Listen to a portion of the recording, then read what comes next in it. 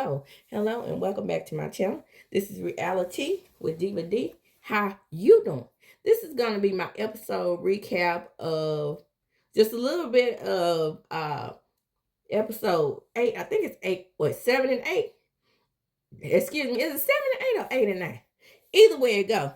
Yeah, it's 7 and 8 because the damn show only had 8 episodes. We talking about the Bell Collective. Y'all, if Carlos don't quit treating this show like a wicked stepchild, now he could split up Love and Marriage Huntsville into 18 different seasons. But he can't find a way to split at least the Bell Collective into 16, 14. They can't even get into the team. This is damn ridiculous. Why even, have this show as a show if that's all you're going to do? 8 episodes. It's foolish. And don't tell me that this is the network decision, because I know better. I know damn well that he can speak to somebody at the network and give them more episodes. Well, let's get into episode 7 real quick. It's not much to either one of these episodes. Didn't even get a show time to, gel in with the freaking fans before you cut the show off. Carlos. Well, anyway, the point is we still on the Gulf Coast, and we're gonna have the brunch, right?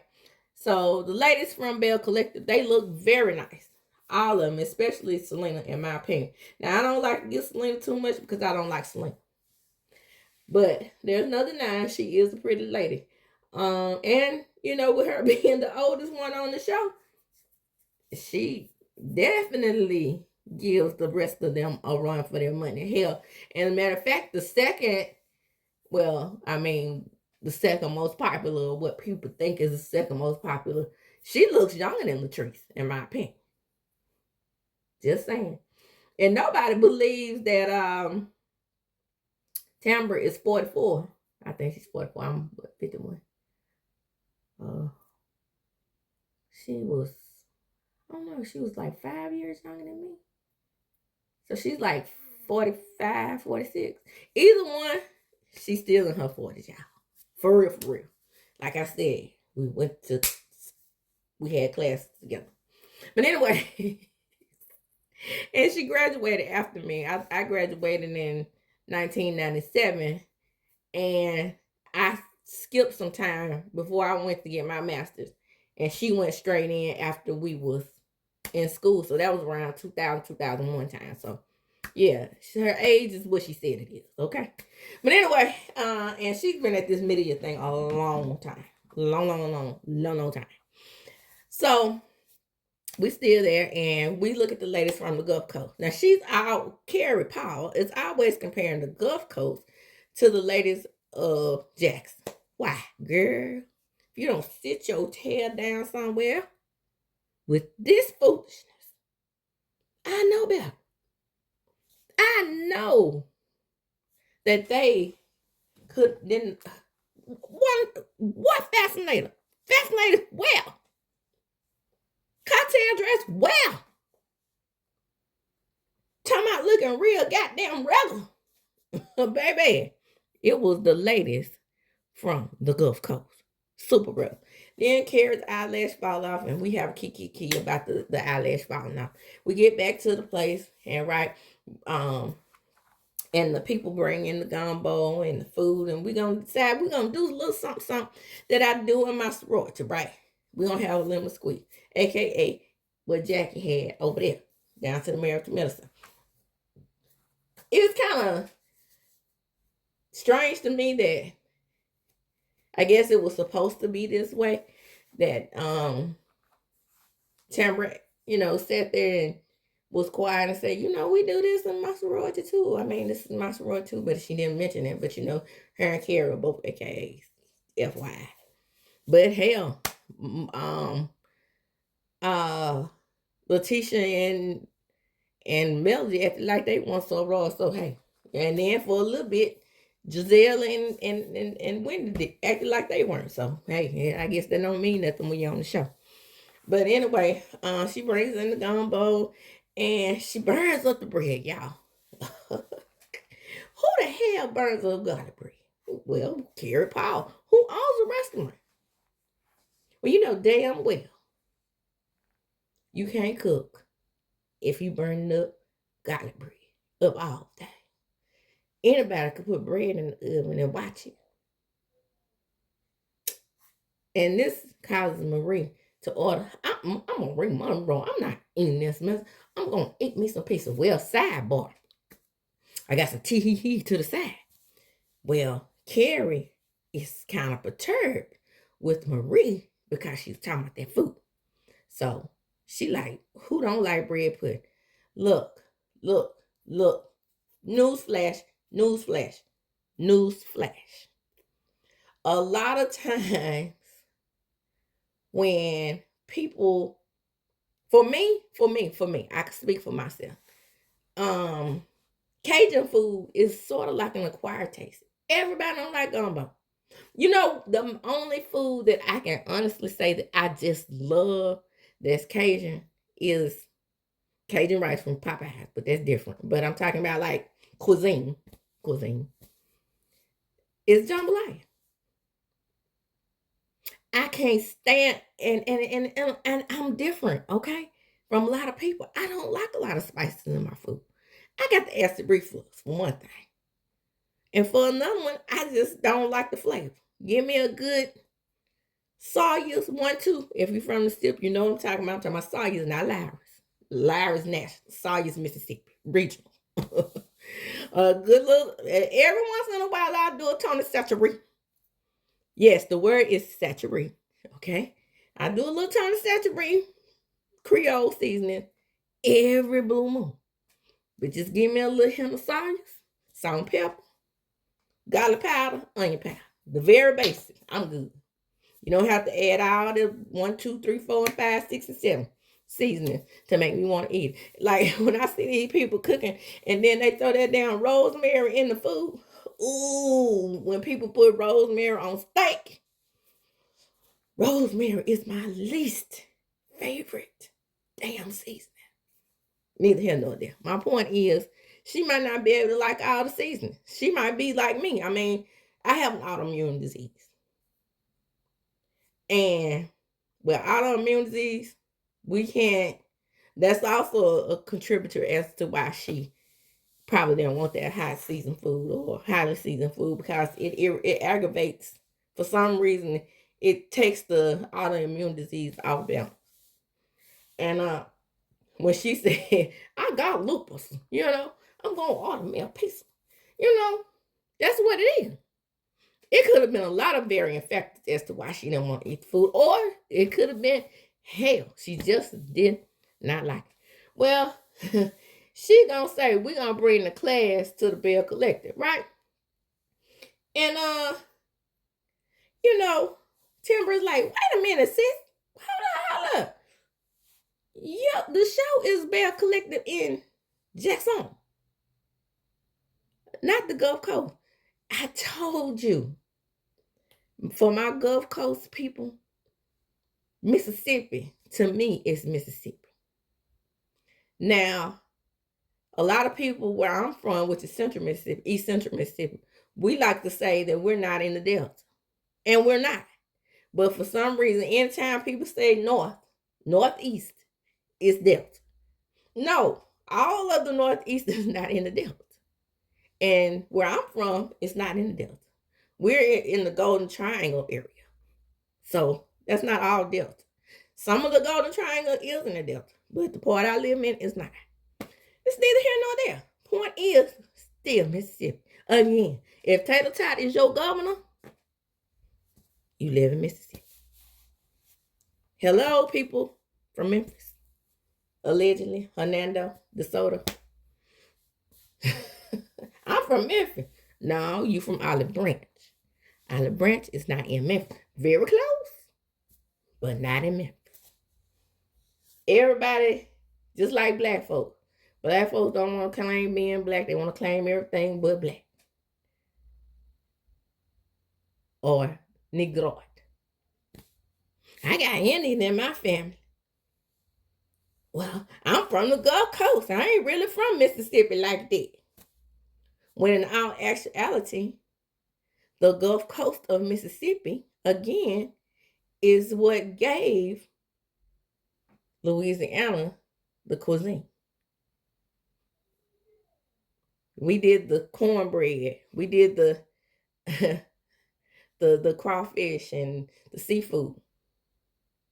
The seasonings, that's because they have a hodgepodge of different things going on over there. But as far as the seafood itself, they used to come to the coast to get it. Just a little FYI, they're just like how people say that they started jazz in New Orleans. They known for jazz. And Mississippi is known for the blues. But the blues birthed every other music. All of them.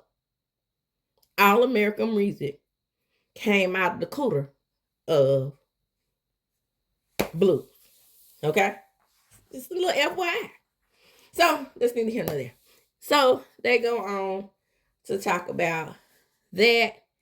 And so, Tambra, she gets it straight, like I said. And, they're like, we ain't rich.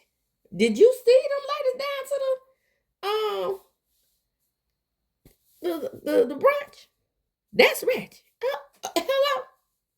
They got you there, Keri Paul, with all your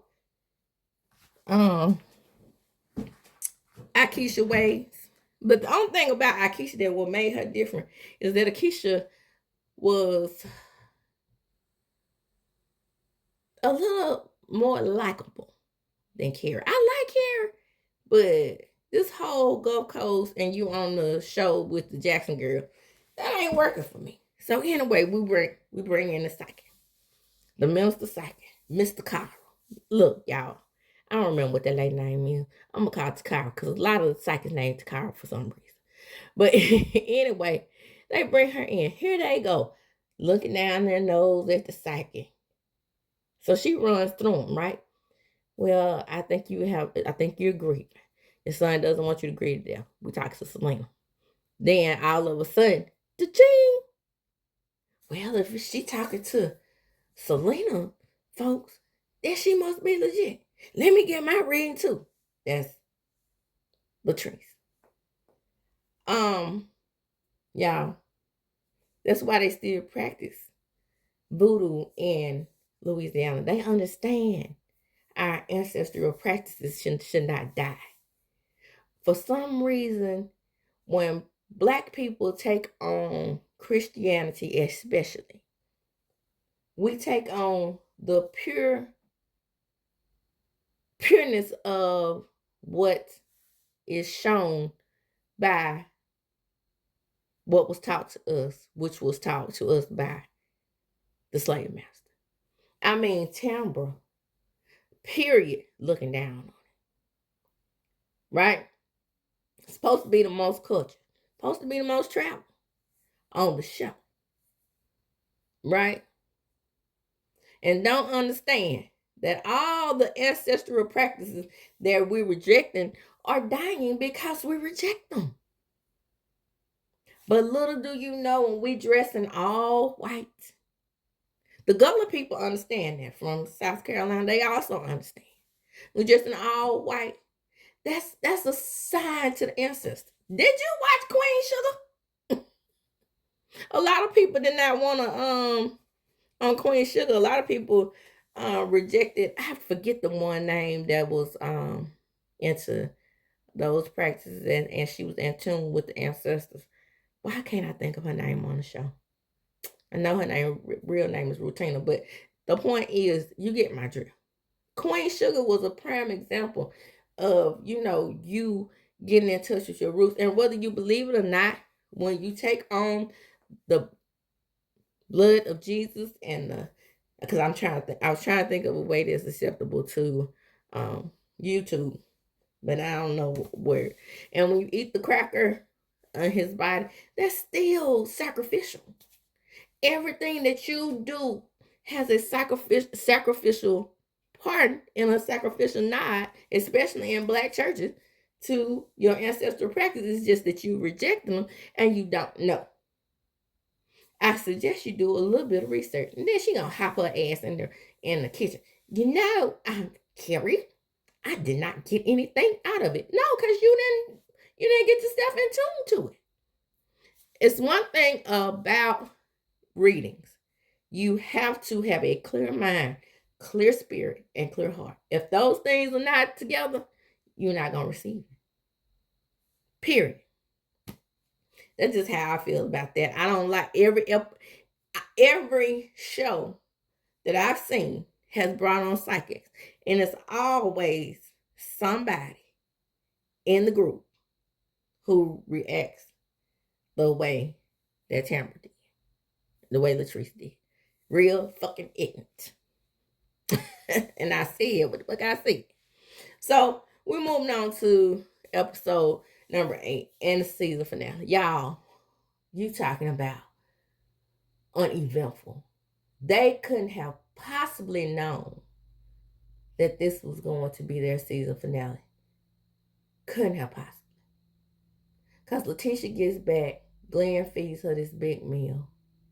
Then he decides to do a recommitment ceremony. And the girls feel some type of way because he didn't invite everybody. They round there at taste like, what? The recommitment ceremony? Even Keri wasn't invited. Who was invited? Monroe. Well, Glenn says that I had that ups and downs.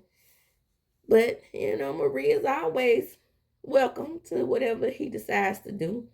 And, Glenn and Cliff kiss and make up. Latrice decides she want to roll her luggage down to the fundraiser. The taste fundraiser. Y'all caught that, right? All that time. And, Starkville is very close to where I'm from. So, all that time when I would see fundraising, taste, and I used to be like, why did they add that word to taste? And then I remember right there on the corner,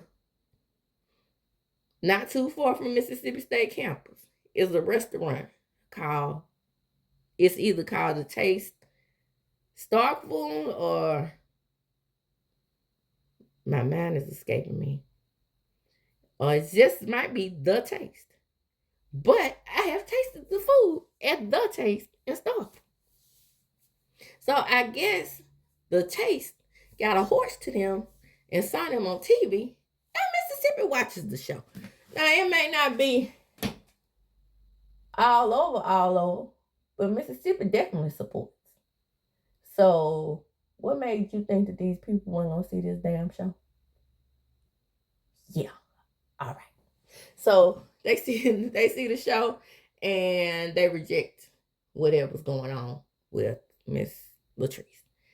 And this show was so short that we didn't even get into any of the damn lawsuits against Latrice. What about that damn lawsuit by the girl got hit in the chest allegedly from the bartender? That appeared on the show a couple times. Well, anyway, Latrice decides she gonna move in. And Cliff really don't want to hurt her too, I can tell. What you doing up there at the function? Besides allegedly knocking your waist step upside the hand. Well, moving right along from that. In the next few scenes, it's all about Letitia. Greedy and Swole and Tamara. What the hell? What the hell was that? Not much to talk about there except for they decided to possibly, quote unquote, get a joint bank account. Now, again, I know personally that Greedy, well, we know that Greedy is the father to Lana Simone because they look just alike. And I know personally that Greedy has been in Tamara's life for a long time ago days. But what? With them talking about the finances, it just seems like it's all about the baby. They don't seem like they have no damn chemistry anymore. I'm gonna say anymore. It just seems like, but Tambra doesn't need to be desperate to for story because hell, she y'all have on the show. So I'm not getting, if this is not a real relationship, I'm not getting why you would do that. There's no need for it. You're not on the show enough for us to care or get invested into you and Greedy's relationship. Just not. And that's what it is. Anyway, next thing, the recommencement ceremony. They have it. The teacher feels like she pours into people and don't get it in return. Excuse me. And this is all towards Latrice. And somebody else, Letitia was talking about she pours into and don't get it in return. And she's always give, and people always take. Yeah, whatever. Anyway, that's that on that. But, before I close, and this is, too sad to really mention for me, because it was going to be hard for me to talk about this anyway. They go to Prentice, Mississippi, and they visit the home where the young man was slain. And they just go through the house and saw where he was slain and all those types of things.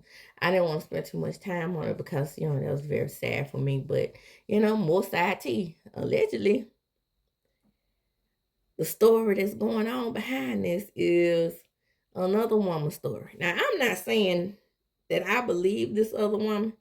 I believe that it's possible for them to have a similar story. But for me, I can speak only for me and my. And this is not just because I don't like Slink like that.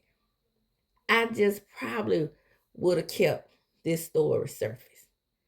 I probably wouldn't have talked about the investigation, which I know they need to get it out because, Latrice said she was going to donate money and stuff to it. But I don't know. I felt like that it was too heavy for this show. And that's just for me. And that's my opinion. And I'm sticking to it. Now the recommencement ceremony goes off without a hitch. And, like I said, she's tired of pouring into people that don't pour into her. And and it happened. They're together. And that's going to be the end of that. Come on in, like, comment, subscribe to my channel, hit the notification bell button. You will be notified when I upload a video. And then the next episode is the reunion, y'all. Drop down in the comments, talk to me. Let me know. Do you all agree that Bell Collective should have more episodes? And do you agree with me that Bell Collective, if given the chance, could be the number one show on? Because the American Hospital ain't, ain't when ain't shit. It's just plain old shit. And as I do when I close, come on in. Like I said, like, comment, subscribe. As I do when I close, I'm going to chunk them up. Deuces.